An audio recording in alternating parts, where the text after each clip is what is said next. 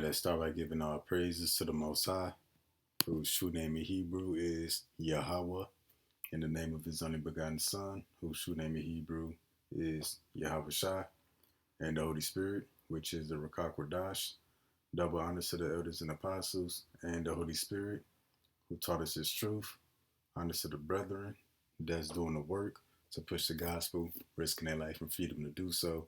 Peace and blessings to the hopeful elect of the true Israelites, which should be 1/3 of all Negroes, Latinos, Native Americans, and Seminole Indians seeking their salvation by returning back to the Most High.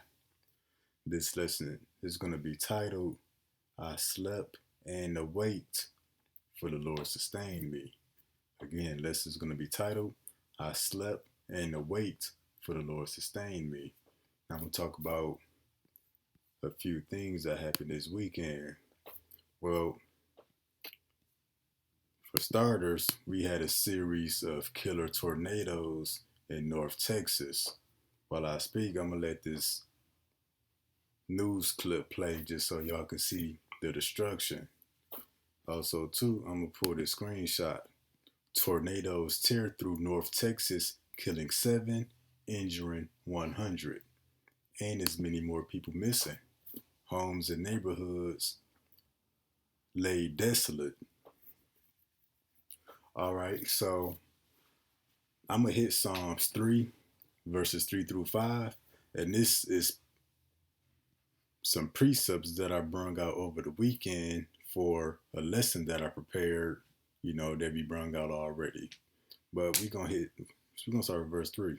But thou, O Lord, art a shield for me, my glory, and the lifter up of my head. I cried unto the Lord with my voice, and he heard me out of his holy hill. I laid me down and slept. I awaked, for the Lord sustained me. Now, how I broke this precept down during the live lesson is I paired it with Habakkuk 3 and 16, which I'm only going to get a portion of it, that I might rest in the day of trouble. So when David said, I laid me down and slept, I awaked, for the Lord sustained me, I said that means us having rest in the day of trouble. But after the devastation of these tornadoes, when I got to looking at this precept, when I was bringing it out, I'm like, man, this is literal. Because this is literally how it played out for me. So the night of the tornado, which I'm usually up overnight because I work nights, and I'm usually up to like 5, 6 in the morning. Just so happened, the night of these tornadoes, I was dead tired, went to sleep at like 9:30, which is 5, 6, 7 hours early for me, which is very, very, very unusual for me to be going to bed at 9:30 p.m. Anyways, I slept through the night, slept right through the tornadoes. Woke up, got the news, it's people dead, neighborhoods destroyed, people hurt, people missing. I kind of brushed it off nonchalant, like, dang, that's crazy. Oh well. But then I got to seeing the news reportings and videos for myself. I'm like, dang. And it was crazy because all this stuff happened in the next town over, like 10, 15 minutes away from me. So as I got to bringing this precept out doing a live lesson, it clicked that this is deeper than us having rest in the day of trouble. This is literal as well. I lay me down and slept. I awaked, for the Lord sustained me. Yeah, the Lord sustained me through the devastation. Now the tornadoes didn't hit in my town, but even if they would have, if we of the elect, the Lord is going to sustain us in our sleep, which many of us are already sustained in our sleep anyway. But this got to make me realizing that which I already knew this, just what I'm about to say is easily overlooked. The Lord ain't just protecting us when we awake. The Lord is also protecting us while we sleep. It's all kind of stuff that could go wrong. It's a car chase. Somebody drunk driving. They can speed down the street, crash into your house, into your bedroom, your living room. Something in your wiring of your house could go wrong, spark a fire. Now you got an electrical fire. Random bullets flying could easily, come through your walls and kill you. You know what I'm saying? So anything could go wrong at night while we sleep. The Lord ain't just protecting us while we awake out and about. He protecting us and sustaining us while we sleep as well. So now we're going to go to the book of Psalms, chapter 34, verse 15. The eyes of the Lord are upon the righteous, and his ears are open unto their cry. So when the righteous cry out to the Lord is going to hear, which the righteous will already be crying out to the Lord because we in the house of mourning. All right, you're going to jump down. You get the next one. The face of the Lord is against them that do evil, to cut off the remembrance of them from the earth. This is the point. The righteous cry, and the Lord heareth, and delivereth them out of all their troubles. So yeah, the righteous cry, and the Lord is going to hear. But the thing is, since I went to sleep early that night, and I had no knowledge of these tornadoes, I didn't even cry out. Yet, while I lay down and slept, the Lord still sustained me. Because what? If we of those righteous bunch of people, the elect, the Lord is going to deliver us out of all our troubles. Whether we cry out to the Lord or not, the Lord is going to deliver us out of all these troubles. And that's the beauty and the protection of the Lord. I didn't cry out for help. Like, Lord, I'm scared. It's a bad storm. It's tornadoes. The next town over. I don't know what to do. I was asleep. Yet the Lord still sustained me and protected me. And that ain't just me. It's many brothers and sisters out there. The Lord protects you from stuff that you don't even ask for protection for. And that's the beauty in the protection of the Lord. Whether we ask for protection or not, the Lord is protecting us. The Lord's protection don't wear off. It don't expire. You ain't got to ask for protection 100 times a day or every day, which you should. The scriptures encourage us to pray without ceasing. So if you got a proper fear of the Lord, you will pray constantly. But if we are the righteous of the elect, and let's say we get busy or caught up, we may go a day without asking for protection. We may go a couple days without asking for protection. Well, guess what? The Lord's protection ain't weakened. It ain't expired. It ain't wore off. It's still in effect 24/7 while we awake, while we sleep. And the Lord's going to deliver us out of all troubles. Now, if our destiny is to be on them chariots, of course we're going to be delivered from everything. But yeah, if we're the righteous, the elect, the Lord's protection is already in effect before we ask for it. It's in effect whether we ask for it or not. Because when I went to bed at 9:30, I thought I was good, but something could have easily went left. The tornado could have easily came another 10 to 15 minutes down the road and tore me up. But again, I laid me down and slept. I await, for the Lord sustained me. So yeah, the Lord sustains us, protect us, deliver us out of all sorts of trouble, even while we sleep. We all battling cancer. Our bodies fight cancer every day. They do a great job of not letting the cancer spread and get out of control. You could choke on a chicken bone. You could not swallow it all the way, but it still be lodged in your throat. And while you sleep snoring at night, you choke on it and it kill you. The house could collapse. A random meteorite could fall from the sky and kill you. You seen the show a thousand ways to die. You know, all sort of stuff could go wrong while we sleep. Yet the Lord deliver us from all of those troubles. But you know, I was good, but there's a bunch of people that wasn't delivered out of these troubles, which I'm gonna get some more into that. All right, so yeah, um, the Lord hear our cry; He deliver us out of all these troubles. The Lord's protection is a beautiful thing. You know, you may forget, may overlook, may not think about it, but guess what is right there? Psalms 55:22. Cast thy burden upon the Lord, and He shall sustain thee. He shall never suffer the righteous to be moved. And there's many burdens we have, what we gonna eat, drink, clothe ourselves with, sleep, etc. Another one would be protection. Cast thy burden upon the Lord, He shall sustain thee. So our burdens is on the Lord.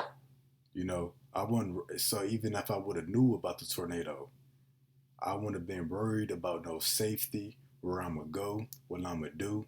I'm not worried about no tornado sirens, no firefighters, EMS, storm cellar, where we gonna hide. Why? Because our burden is on the Lord.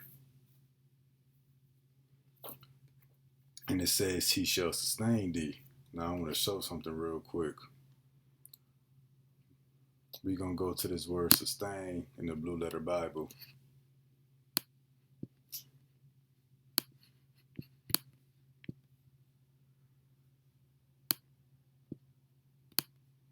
Strong's H 3557. Cool. Cool. Strong's H 3557. Cool. Cool. So the Lord will sustain us when we sleep. Cast our burdens upon the Lord, He will sustain us. We're going to get this word sustain. We're going to look it up. It reads to strengthen or support physically or mentally. Yeah, so the Lord will strengthen or support us when we weak, when we in need, when we need something to eat, something to drink. We need protection. The Lord is our support and to strengthen us. That goes mentally as well. How are we strengthened and supported mentally? Is through this word. Isaiah 33:6. Knowledge and wisdom would be the stability. It would be our support. It will be our source of strength in our times of trouble. Also, too, let's continue. Now we're gonna look up this word maintain.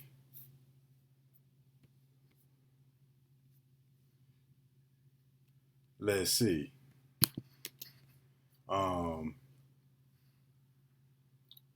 Provide with necessities for life or existence. What did David say? I laid me down and slept. I awaked, for the Lord sustained me.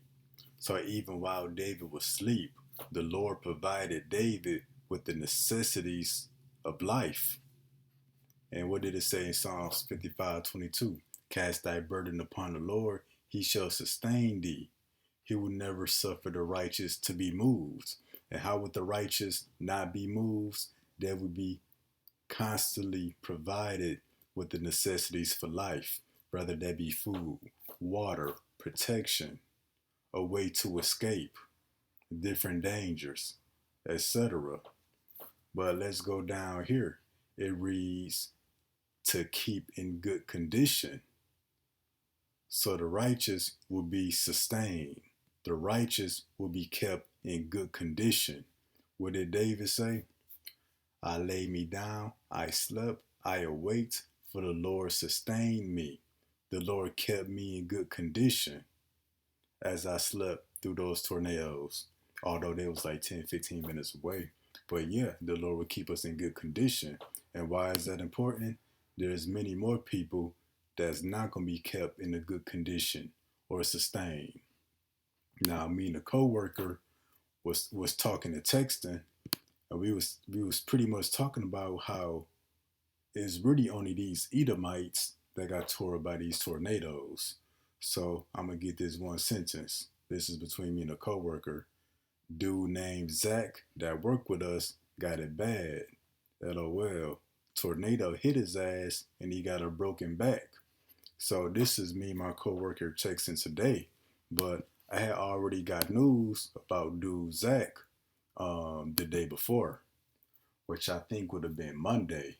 And what I heard about him, you know, through word of mouth, is that his house collapsed and it fell on him, and he had to get surgery on his spinal cord, his spinal column, his vertebrae, something dealing with his back.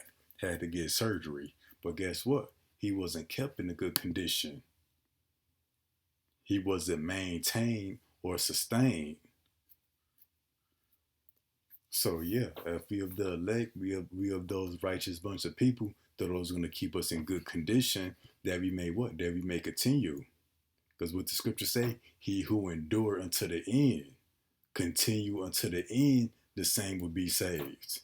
So yeah, rather we laying down and sleep and we gotta be sustained, or rather we awake and out and about, we gonna cast our burdens upon the Lord and be sustained, to be maintained in a good condition that we may continue, given the necessities of life, you know, provided for mentally and physically. So I just thought, that Psalms 3 and 5 was really neat. It made me realize, even when we sleep, you know, the battle ain't over. The dangers ain't over. It's just as much danger when we awake and out and about than it is, when we at home sleep. The battle ain't over even while we sleep. Guess what? The Lord is there, fight on our behalf, sustaining us. All right, so now we're gonna jump to the book of First Corinthians 3 and 13. We're gonna take a different direction, just because you Americans and Edomites, y'all might survive a tornado or a hurricane. Even the wicked of our people who ain't turned back to Yahweh Shem Yahweh, just because you've been protected or delivered out of a certain trouble, it don't mean that the Lord is dealing with you. So don't get overly excited. This is First Corinthians 3 and 13. Every man's work shall be made manifest, for the day shall declare it, because it shall be revealed by fire. The fire shall try every man's work of what sort it is, and what do your works amount up to?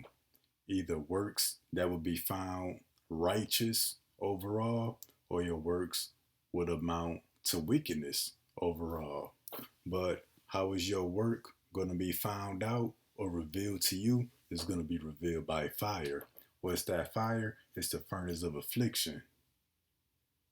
So what? The Lord is going to put you in the midst of danger, in the middle of that fire.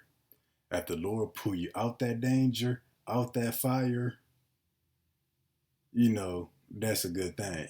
But if the Lord leave you in that danger, leave you in that fire to die, you know how the Lord really feel about you. But it said, for the day shall declare it. It just might not be your day yet. That goes for me too.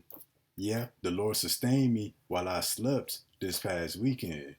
But if I'm not of that righteous bunch of people, there's going to be a day that the Lord God set that's going to declare how the Lord really feels about me, which all of us got a day. We either going to make it out or we not. So you Americans and Edomites that might come across this channel, don't get too excited. Because what did Psalms 34:17 say? The righteous cry, the Lord heareth, and delivereth them out of all their troubles. So, meaning what? You're going to have future troubles. You're going to have troubles you don't know about. That day that's going to be revealed by fire, that's a day of trouble that you're not going to make it out of. But the elect, the righteous, they're going to be delivered out of all troubles. So there's many more troubles to come, and let's see if we get past them. But we're going to hit Proverbs 10 and 28. The hope of the righteous shall be gladness.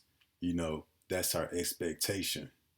And that's exactly what the righteous is going to receive: gladness, rejoicing. But the expectation of the wicked shall perish. So, yeah, the hopes and dreams of the wicked is going to perish with the wicked himself.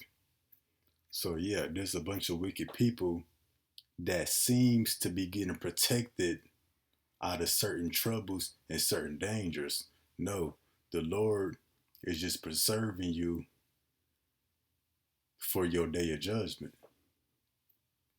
But the hope of the righteous is going to be with gladness, because the righteous, won't be moved. Going back to the book of Psalms 55:22. Man, that's the lesson. The Lord protect us even while we sleep. Hey, that's it. Today's time. Shalom.